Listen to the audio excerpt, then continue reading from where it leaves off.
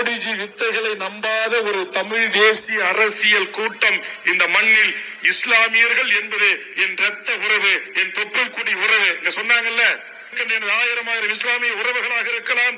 மதத்தின் பெயரால் இங்க இருக்கின்ற எந்த உறவுகள் மீது சிறு தூசுப்பட்டாலும் முதலில் வேல்முருகனும் அவன் தம்பிகளும் இங்கு வருவார்கள் என்கிற புரிதலை நாங்கள் உணர்ந்திருக்கிறோம்.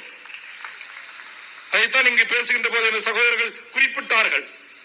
அதுபோன்று பீடி குடிக்காம, சிகரெட் அடிக்காம, தண்ணி அடிக்காம, எந்த தீய கெட்ட பழக்க வழக்கங்களுக்கு ஆளாகாம எண்ணற்ற என் இஸ்லாமிய உறவுகள் நீங்க உருவாகி வாங்க.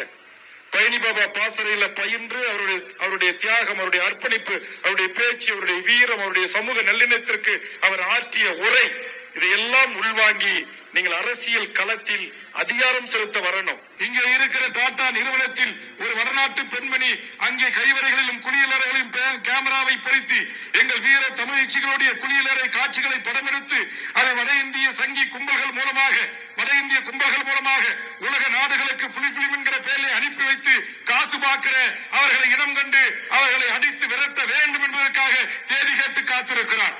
ஆக தமிழக வாழ்வுரிமை கட்சியை தலைவராக ஏற்றுக்கொண்ட ஒவ்வொரு இளைஞருடைய சிந்தனையும் அது அவனுக்கானதல்ல, அவருடைய வளர்ச்சிக்கானதல்ல, அவருடைய வருமானத்திற்கானதல்ல, இந்த நாட்டில் நடக்கின்ற மக்கள் சார்ந்த பிரச்சனைகளுக்காக என்பதை புரிதலோடு என்னோடு அரசியல் களத்தில் கைகோர்த்திருக்கிறார்கள் என்பதை இந்த நாட்டுடைய அரசாங்கங்கள் புரிந்து கொள்ள வேண்டும். இன்றைக்கு பீகாரிலே பாரதிய ஜனதா என்பது மகத்தான வெற்றி பெற்றிருக்கிறாங்க. உண்மையான பீகார் மக்கள் ஓட்டு போட்டா வெற்றி பெற்றாங்க. அது ஆய்வுக்கு உட்படுத்தப்பட வேண்டும். ஓட்டர் லிஸ்ட்ல என்ன தில்லுமுள்ளு, எஸ்ஐஆர்ல என்ன தில்லுமுள்ளு, ஏண்டா 65 லட்சம் வாக்காளர்களை நீ வீக்கினா என்று கேட்டா 20 லட்சம் பேர் செத்து போட்டாங்கன்னா, அவங்க உயிரோடு இல்லன்னா, அங்க எதிர்கட்சிகள்லாம் பல லட்சம் கணக்கான பேர் திரண்டு பேரணி போராட்டம் நடத்தினா, மறுநாள் 20 லட்சம் பேர் உயிரா வந்துட்டாங்கன்னு சேர்த்துக்கிட்டான். இதுதான் தில்லாலங்கடி அரசியல். இந்த அரசியலை இங்கேயும் செய்து இந்த வட இந்தியர்கள் நீங்க டாட்டா ஆலையில 25,000 பேர்ல கிட்டத்தட்ட 15,000 பேர் வட இந்தியர்காரர் இருக்காங்கல்ல, இவனுக்கு ஒரே நாடு ஒரே ரேஷன் கார்டு கொடுத்துட்டான் மோடி. அப்புறம் இந்தியா ஒரே நாடு ஒரே ஓட்டு இப்ப குடும்பத்தை கொடுக்கிறான். தமிழ்நாட்டில் ஒரிசா பவன், பீகார் பவன், அஸ்ஸாம் பவன், அந்த மாநிலத்தினுடைய ஐஏஎஸ் அதிகாரிகள் சீஃப் செக்ரட்டரி கேரள கொண்டு வந்து நியமிச்சு அவனுக்கு வீடு வீடா இங்க இருக்கிற இந்திக்காரனுக்கு எல்லாருக்கும் ஓட்டர் ஐடி கார்டு கொடுக்கிறான்.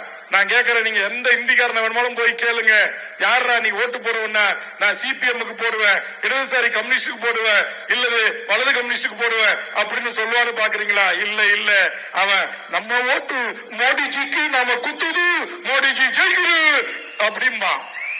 அப்ப இங்க உட்கார்ந்து இருக்கிற இஸ்லாமியர்களும் தமிழ் தேசியர்களும் தமிழ் நாட்டில் வாழக்கூடிய இடதுசாரி சக்திகளும் இங்கு பகுத்து ஆய்ந்து பகுத்தறிவோடு புரிதலோடு இந்த மண்ணுக்கான மக்களுக்கான அரசியல் செய்யக்கூடிய நல்லவர்களுக்கு வாக்களிப்பான்.